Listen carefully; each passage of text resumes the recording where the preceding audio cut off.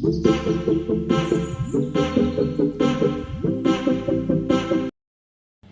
बच्चों, welcome back to learn NCERT.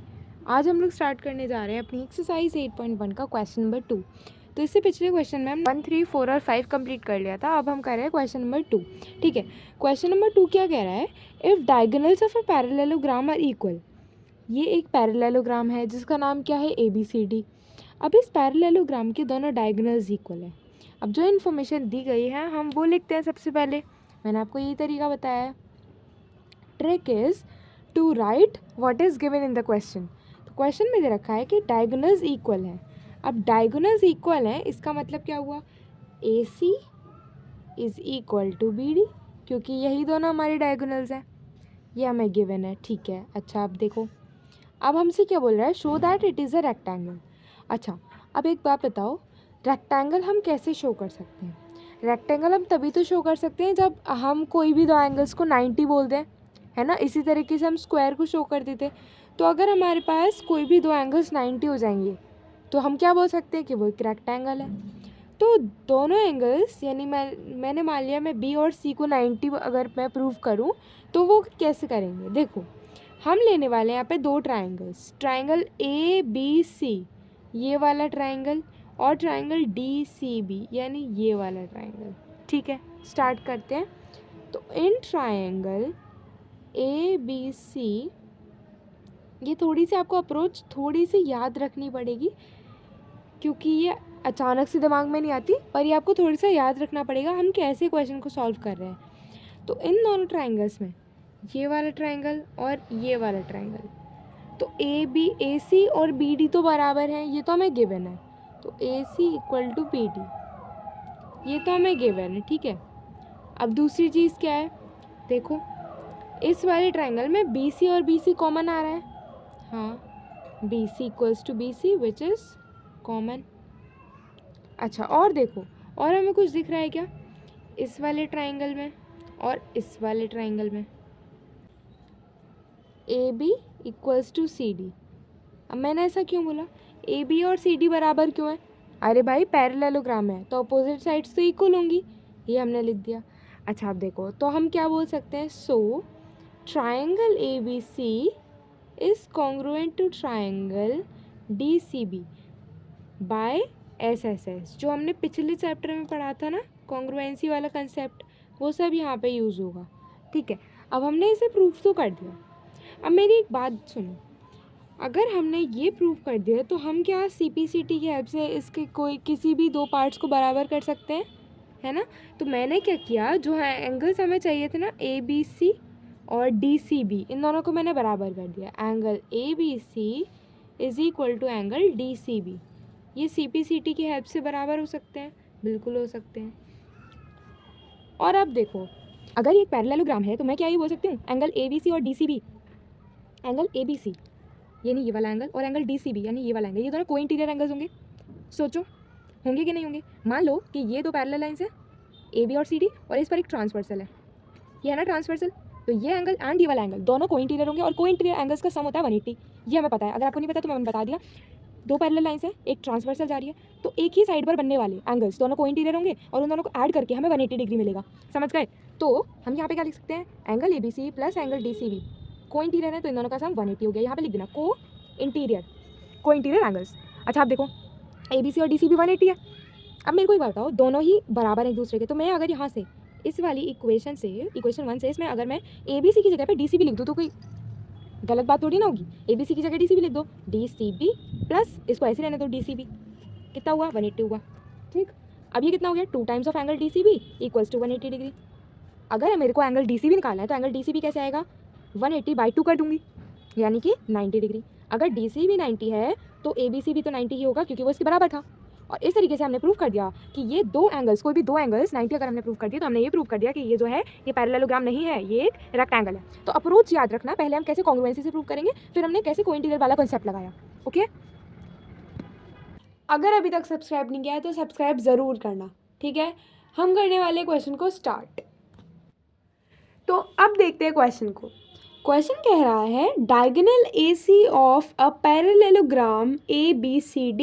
एक parallelogram है ABCD हमारे पास, जिसकी फिगर हम अभी बना लेते हैं। तो देखो इस तरीके से बनाना है एक पैरेललोग्राम को तुम्हें। ये देखो बन गया। इसका नाम दे दो ABCD। अब क्यूआर क्वेश्चन में ही है इसका नाम ABCD। तो इसका जो एक डायगोनल है AC, इसकी बात कर रहा है, ये इस डायगोनल की बात कर रहा है, AC डायगोनल की। ठीक है, वो जो है वो बाइसेक्ट कर रहा है एंगल A को। देखो इस क्वेश्चन में फिगर है, मैं तुमको फिर भी फिगर बना के बता रही हूँ। क्यों? क्योंकि तुम्हें समझना चाहिए कि क्वेश्चन से हम कैसे बनाएं फिगर। अगर तुम्हारे पास नहीं आएगा तो तुम कैसे बनाओगे? ठीक है, तो अब जो बोल रहा है कि जो AC है उसने बाइसेक्ट कर रखा है एंगल A को, यानी this is equal to this, है ना। ये वाला एंगल A का ये वाला पार्ट और एंगल A का ये वाला पार्ट दोनों बराबर है। अब ये बोल रहा है कि हमें ये शो करना है कि ये इसने एंगल C को भी बाइसेक्ट कर रखा है, यानी ये वाला एंगल इज इक्वल टू ये वाला एंगल। ठीक है, कैसे शो करेंगे, स्टार्ट करते हैं इसका सल्यूशन। अच्छा तो अब देखो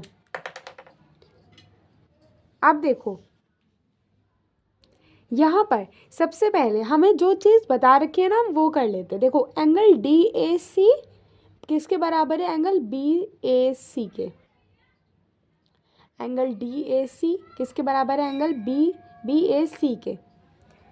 angle DAC is equal to angle BAC, ये हमें है गिवन। अच्छा अब देखो ऑल्टरनेट इंटीरियर एंगल्स जानते हो ना, ये दो पैरेलल लाइंस है, देखो पैरेललोग्राम है, अपोजिट साइड्स पैरेलल होंगी, ये हम बोल सकते हैं। तो हम यहाँ पे पहले ही मेंशन कर देते हैं कि AB जो है वो ना CD के पैरेलल है। अगर AB CD के पैरेलल है तो AC जो एक ट्रांसवर्सल है, AB और CD पैरेलल है, उस पर एक ट्रांसवर्सल है इस तरीके से। तो ट्रांसवर्सल के अपोजिट साइड पे बनने वाले एंगल्स ऑल्टरनेट इंटीरियर हो जाएंगे।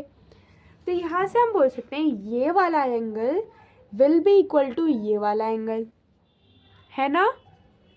तो लिख लो यहाँ पे कौन सा एंगल है ये, DAC। एंगल DAC किसके बराबर है? एंगल BCA के। एंगल BCA के क्या है? ये ऑल्टरनेट इंटीरियर है। सिमिलरली जो ये वाला एंगल होगा, यानी ये वाला, वो इस वाले एंगल के बराबर होगा, है ना। तो इसका नाम लिखो एंगल CAB। एंगल CAB किसके बराबर है? एंगल ये वाला एंगल ACD के। ये भी क्या है? ऑल्टरनेट इंटीरियर है। ठीक है, अच्छा अब देखो यहाँ से अगर हम देखें तो हमने क्या फाइंड आउट किया। यहाँ से अगर हम देखें, देखो इसको भी ना DCA लिख लो, थोड़ा आसान रहेगा, अभी पता चल जाएगा क्यों। अगर यहाँ पर अब तुम ध्यान से देखो तो हमने ये क्या कंक्लूड किया, इक्वेशन नंबर 1, इक्वेशन नंबर 2 और इक्वेशन नंबर 3 से what we have concluded is, तो यहाँ पर ध्यान से देखो angle DCA equals to angle BCA। Angle DCA यानी ये वाला एंगल किसके बराबर है? Angle BCA। देखो ये इसके बराबर है और ये इसके बराबर है और ये दोनों भी बराबर है, तो ये दोनों भी बराबर हो गए। सिंपल सी लॉजिकल बात है। तो इसका मतलब ये हुआ अगर ये एंगल इक्वल टू ये वाला एंगल, वही हमें प्रूव करना था। सो AC bisects angle C also, यानी AC ने एंगल C को भी बाइसेक्ट करा हुआ है। अब करते हैं इसका सेकेंड पार्ट। अब देखते हैं second part. So second part is ABCD is a rhombus. तो सबसे पहले जो लिख रहा था ना, हम उसे वापस से लिख रहे हैं। यानी हमने यहाँ पे लिखा था कि एंगल DAC बराबर था एंगल BCA के। सिमिलरली एंगल DAC किसके बराबर था? एंगल BAC के। और एंगल DAC किसके बराबर था? एंगल BCA के। ये तीनों चीज़ हमने लिख ली थी। ठीक है, तो अब ध्यान से देखो, अब हम लिखने क्या वाले हैं? Angle DAC equals to angle DCA। ये मैंने आपको बता दिया था। देखो DAC है यानी ये वाला एंगल, है ना, किसके बराबर होगा? Angle D C A K. देखो this is equal to this, this is equal to this and this is equal to this, so this will be equal to this. देखो दिस ज़्यादा हो गया। देखो ध्यान से समझो, दिस इज चिंटू, ठीक है, Chintu, this is Mintu, this is Chintu, this is Mintu, ठीक है। और ये रही नहीं, ये रहा, दिस इज पिंकू। अगर चिंटू मिंटू के इक्वल है, अगर चिंटू मिंटू के इक्वल है और मिंटू पिंकू के इक्वल है, मिंटू पिंकू के इक्वल है, तो इनडायरेक्टली जो चिंटू है ना वो भी पिंकू के इक्वल हो जाएगा, है ना। क्रिश मूवी देखी थी होगी तुम लोगों ने, कैसे वो क्या कहते हैं, उसके दो नाम थे ना, एक तो वो क्रिश बनता था और एक वो नॉर्मल बंदा बनता था, वही है ये। देखो चिंटू बराबर है मिंटू के, मिंटू बराबर है पिंकू के, तो इनडायरेक्टली चिंटू और पिंकू भी बराबर ही हो जाएंगे। सिंपल सी बात है, आगे समझ में, इसलिए मैंने ये सब लिखा है, ठीक है। अब देखो अगर ऐसी बात है तो डी ए जो है वो डी सी के बराबर हो जाएगा, D A will be equal to D C. अब यहाँ पे लॉजिक सुनो, एंगल्स अपोजिट, सॉरी एंगल्स नहीं, sides, sides opposite to equal angle are also equal. यानी देखो हमारे पास कौन से दोनों इक्वल एंगल्स थे? हमारे पास थे एंगल ए और एंगल सी। अब एंगल सी के अपोजिट कौन सी है? डी ए है, तो ये लिख दी मैंने। और एंगल ए के अपोजिट कौन सी है? डी सी है, तो मैंने ये लिख दी। तो यानी opposite angles, sorry equal angles हैं और अपोजिट हैं, तो उनके अपोजिट साइड्स भी इक्वल हो जाएंगी, ये हमने कर दिया। सिमिलरली हम क्या लिख सकते हैं? सिमिलरली डी ए जो है वो बी सी के बराबर हो जाएगा, ये और ये, है ना, ऑल्टरनेट इंटीरियर है। सिमिलरली ए बी जो है वो सी डी के बराबर हो जाएगा। तो फाइनली हम क्या बोल सकते हैं? A B equals to B C equals to C D equals to D A. हमने चारों साइड्स को इक्वल प्रूव कर दिया, so A B C D is a rhombus. इस तरीके से हमने कर दिया प्रूव इसे। So this was question number 6। Let's move to question number 7। अब करते हैं question number 7। So question number 7 is A B C D is a rhombus. A B C D एक रोम्बस है, देखा, इसका नाम दे देते हैं ए बी सी डी, ठीक है। शो दैट डायगोनल ए सी, अब इसमें एक डायगोनल बनाना है, ए सी डायगोनल बना लिया। ये बोल रहा है show that diagonal A C bisects angle A, यानी एंगल ए को दो इक्वल भागों में डिवाइड कर रहा है, यानी ये हिस्सा इक्वल्स टू ये वाला हिस्सा। और क्या बोल रहे हैं? एंगल सी को भी डिवाइड कर रहा है, यानी ये वाला हिस्सा और ये वाला हिस्सा बराबर होंगे। और बोल रहे हैं डायगोनल बी डी, यानी अब हमें एक बी डी डायगोनल बनाना होगा। तो देखो अभी सबसे पहले हम एंगल ए और एंगल सी वाले पार्ट को कर लेते हैं, उसके बाद हम करेंगे बी और डी वाले को। देखो यहाँ पे स्टार्ट कर रहे हैं हम इसका सोल्यूशन। तो सबसे पहले कंस्ट्रक्शन तो हमने इसमें किया नहीं क्योंकि ये तो हमसे बोल ही रखा था। तो हम यहाँ पे क्या लिखने वाले हैं? सबसे पहले आपको ये दो ट्राइंगल्स दिख रहे होंगे, इन दोनों ट्राइंगल्स में सबसे पहले in triangle A B C, B C equals to A B, sides of a rhombus are equal, क्योंकि स्क्वायर ही होता है ना, ये स्क्वायर की तरह इसकी सारी साइड्स इक्वल होती हैं, बस इसमें एंगल जो है वो 90 नहीं होता। तो sides of a rhombus are equal, ठीक है। और क्या दिख रहा है? और ये एंगल और ये वाला एंगल दोनों बराबर होंगे,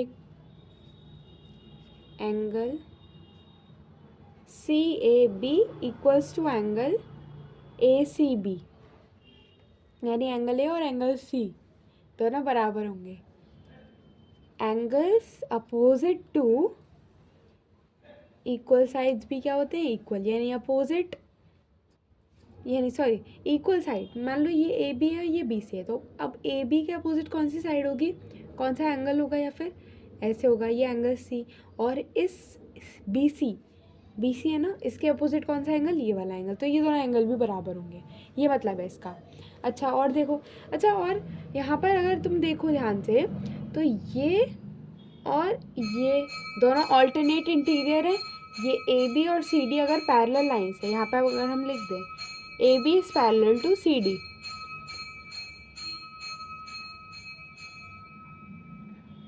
ए B is parallel to C D, तो ये एक ट्रांसवर्सल हो जाएगी ए सी, और ये दोनों एंगल्स इक्वल हो जाएंगे because they are alternate interior.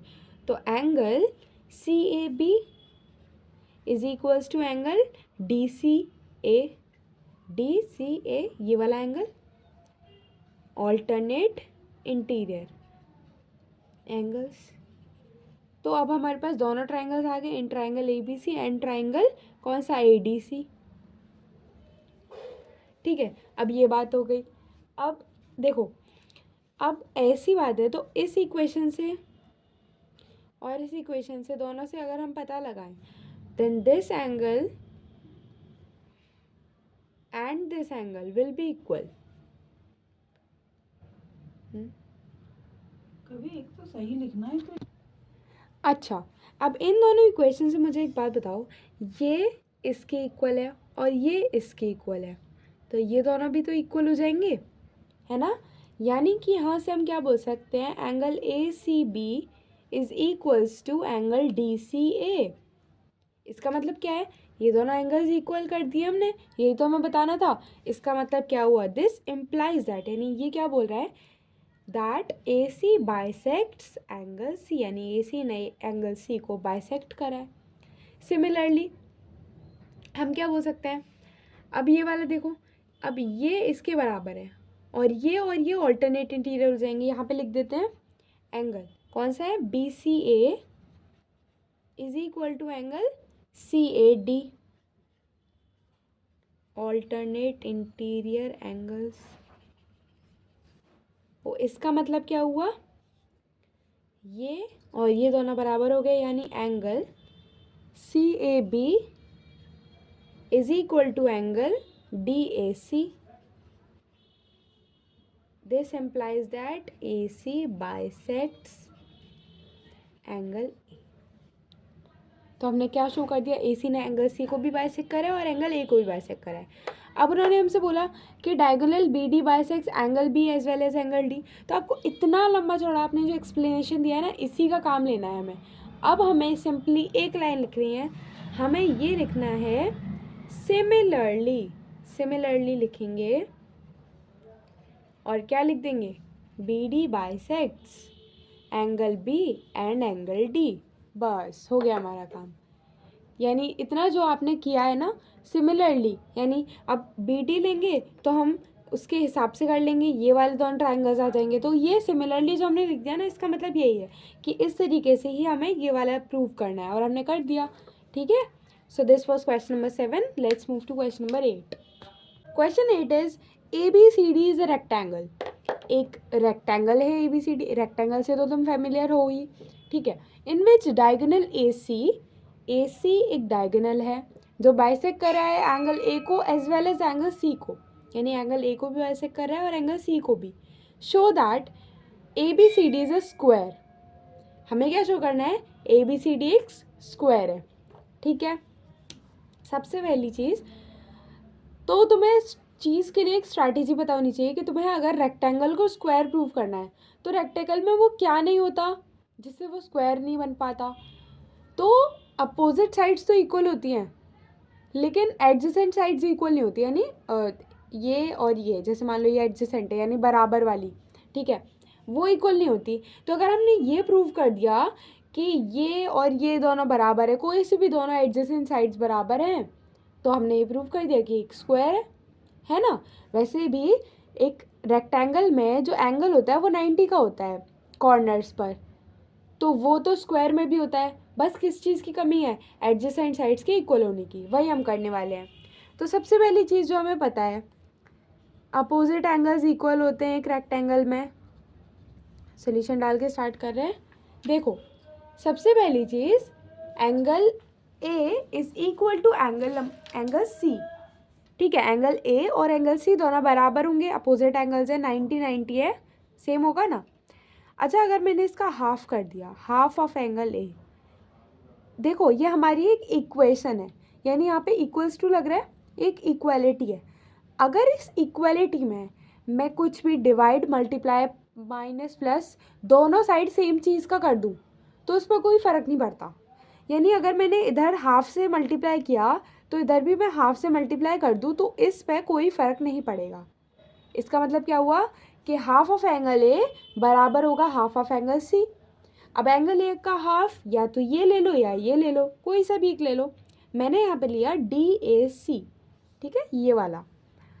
तो एंगल DAC हाफ है एंगल ए का, किसके बराबर हो गया, एंगल सी का हाफ ढूंढो, या तो ये वाला ले लो या ये वाला। अब हमने क्योंकि ये वाला लिया है तो हम ये वाला ले लेते हैं, ठीक है। तो DCA is equal to angle DCA। अब एक बात बताओ, इस एंगल की अपोजिट साइड कौन सी है, CD। यहाँ पे लिख दिया मैंने CD is equal to angle C के अपोजिट कौन सी है, AD। और यहाँ पर मैंने ऐसा क्यों लिखा, because side opposite to equal angles are equal,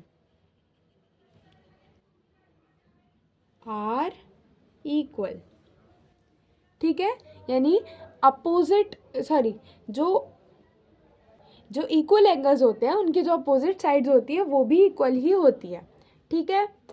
बस अब देखो, अभी हम क्या करने वाले हैं, हमने ये चीज़ प्रूव कर दी। सिमिलरली हम क्या बोल सकते हैं, देखो CD और AD को तो बराबर कर दिया, CD और AD, देखो मैंने तुम्हें बोला था एडजेसेंट साइड्स को हम बराबर कर देंगे, तो CD और AD तो बराबर हुई है।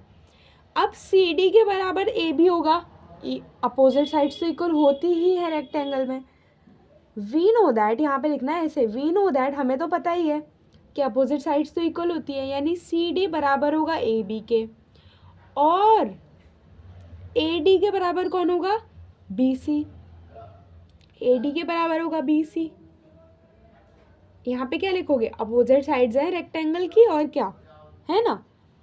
तो CD AB के बराबर है और AD BC के बराबर है, यानी इसका मतलब क्या हुआ, AB equals to BC equals to CD equals to DA। समझ गए, यानी हमने चारों साइड्स को बराबर कर दिया। तो अब हम क्या बोल सकते हैं, all the sides are equal, all sides of a rectangle are equal, rectangle की सारी साइड्स इक्वल हैं, इसका मतलब क्या हुआ, ABCD इज अ स्क्वायर। बहुत ही सिंपल सा था। हमने क्या लॉजिक यूज़ किया, अपोजिट एंगल्स इक्वल होंगे, बिल्कुल, उनका हाफ कर दिया, और किसी भी एक ट्राइंगल में दो सामने वाले एंगल्स ले लो, उनके एडजेसेंट साइड्स को इक्वल करा, और फिर उसी की हेल्प से हमने सभी साइड्स को इक्वल कर दिया, तो हमारा आंसर आ गया, ठीक है। So this was the first part. अब इसका सेकेंड पार्ट करते हैं। तो अब हम करने वाले हैं सेकेंड पार्ट। देखो, क्वेश्चन नंबर 8 का सेकेंड पार्ट ये है कि diagonal BD bisects angle B as well as angle D। अब मैंने फिगर इसलिए यहाँ पे ऐसे इरेज कर दिया बिकॉज फिगर मैं नई वाली बनाऊंगी, क्योंकि पहले तो हमारे पास एक रेक्टेंगल था, उसको हमने स्क्वायर में कन्वर्ट किया। अब जब वो स्क्वायर बन गया तो रेक्टेंगल बनाने का क्या फ़ायदा, ठीक है। तो ये है हमारे पास एक स्क्वायर जिसका नाम क्या था, ABCD था उसका नाम। अब क्या बोल रहा है वो, डायगोनल BD, तो अब हमें BD एक डायगोनल बनाना पड़ेगा। तो ये लो, हमने बना लिया BD डायगोनल। अभी बोल रहा है ये एंगल B को भी और ये एंगल D को भी बाइसेक्ट कर रहा है, ठीक है। तो इसका सोल्यूशन स्टार्ट करते हैं। सबसे पहले तो देखो, अब हम क्या करने वाले हैं, वही करने वाले हैं जो हम पहले 2-3 क्वेश्चन से करे जा रहे हैं। देखो, ये वही क्वेश्चन है, फिर से रिपीट होके आ गया, तो कर लेते हैं। सबसे पहले जो हमने किया तो ज्वाइन BD। देखो, ये BD को हमने ज्वाइन किया क्योंकि हमें जो क्वेश्चन में दे रखा था ना वो AC को ज्वाइन करके दे रखा था, तो ये हमारे कंस्ट्रक्शन हो गया, ठीक। अब हम लेने वाले वही ट्राइंगल्स लेंगे। तो सबसे पहले ले रहे हैं इन ट्राइंगल BCD, ये वाला ट्राइंगल ले लिया, इन दोनों एंगल्स को इक्वल करना है। देखो, सबसे पहले हमें पता है कि BC और CD बराबर हैं। क्यों बराबर हैं, साइड्स हैं स्क्वायर की इसलिए बराबर हैं, तो sides of a square are equal. मैंने लिख दिया साइड्स ऑफ अ स्क्वायर, है ना, साइड्स ऑफ अ स्क्वायर तो इक्वल ही होंगी। अब BC और CD बराबर है, इसका मतलब क्या हुआ, BC के अपोजिट एंगल ये वाला यानी BDC, या CD भी लिख लो, एंगल CDB किसके बराबर हो गया, एंगल देखो CD के अपोजिट ये वाला, तो कौन सा हो गया, CBD। एंगल CDB बराबर है एंगल CBD के, ठीक। क्या लॉजिक है, angles opposite to equal sides are also equal. ठीक है, अब देखो, अब मुझे पता है कि एंगल सी डी बी जो है वो सी बी डी के तो बराबर है ही, यानी ये इसके बराबर है, पर ये इसके भी तो बराबर ही होगा क्योंकि ऑल्टरनेट इंटीरियर है। तो ये वाला एंगल कौन सा हो गया, डी बी ए ऑल्टरनेट इंटीरियर। ठीक, अच्छा अब देखो, अब यहाँ पर अगर हम ये माने कि ए बी और सी डी पैरेलल लाइंस है और उस पर एक ट्रांसवर्सल है बी डी, एक ट्रांसवर्सल है बी डी, तो इससे हम क्या बोल सकते हैं, angle C B D equals to angle A B D. जरा ध्यान से सोचो इस बात को, एंगल सी बी डी और एंगल ए बी डी दोनों बराबर हो जाएंगे। भाई देखो, ये इसके बराबर है और ये इसके भी बराबर है, तो ये और ये भी तो बराबर ही हो जाएंगे, है ना। तो ये हमने प्रूव कर दिया। इसका मतलब क्या हो गया, एंगल बी दो इक्वल पार्ट्स में डिवाइड हुआ है, अगर ये दोनों पार्ट्स इक्वल हैं, this implies that B D bisects angle B. अब दिखा देते हैं एंगल डी को। अब देखो, ये इसके बराबर था और ये इसके भी बराबर था, तो ये इसके भी तो बराबर होगा, ये भी ऑल्टरनेट इंटीरियर से हो जाएगा। लिख दो बस यहाँ पे, ऑल्सो करके लिखना, also angle C B D किसके बराबर होगा, ए डी बी के, एंगल ए डी बी के बराबर होगा, ऑल्टरनेट इंटीरियर एंगल्स हैं। ठीक है, अब जब ये देखो ऐसे समझो, this is Chintu, this is Mintu, this is Pinku, Chintu Mintu और पिंकू। अगर चिंटू बराबर है मिंटू के और मिंटू बराबर है पिंकू के, तो चिंटू बराबर होगा पिंकू के। ठीक है, यानी अगर ये इसके बराबर है और ये इसके बराबर है, तो ये दोनों भी बराबर हो जाएंगे। समझ गए। तो हम यहाँ से क्या लिख सकते हैं, एंगल कौन सा, angle C D B will be equal to angle A D B. ठीक है, तो इससे क्या पता चलता है, this implies that B D bisects angle कौन सा, D. So this was question number 8। Let's move to question number 9।